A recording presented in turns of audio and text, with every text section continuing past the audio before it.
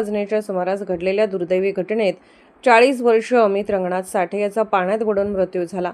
दरम्यान त्यांच्या मुलाला वेळेत बाहेर काढण्यात यश आल्याने मोठी जीवितहानी टळली।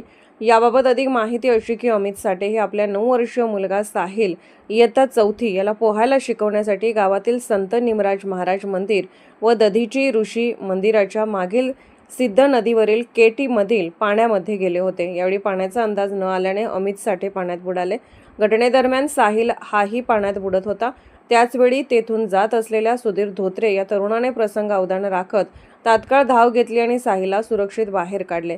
नवनाथ जाधव या तरुणाने अर्धा तास शोधमोहीम केली, परंतु तो दमला असल्याने काही ग्रामस्थांनी त्याला शोधमोहीम थांबवण्यास सांगितले।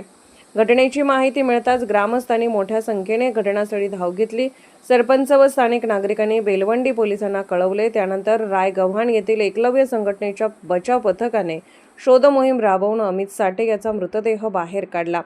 या बचाव कार्यात काळू निकम, करण माळी, राहुल गायकवाड, बन्नी जाधव, दादू गायकवाड यांचा सहभाग होता। तसेच दौलत नाना चितोळे यांची डिझास्टर रेस्क्यू फोर्स व रांजणगाव MIDC येथील अग्निशमक दल घटनास्थळी दाखल झाले होते। मृतदेह पुढील शवविच्छेदनासाठी शिरूर येथे पाठवण्यात आला असून या घटनेचा तपास बेलवंडी पोलीस करत आहेत। या घटनेमुळे परिसरात हळहळ व्यक्त होत आहे।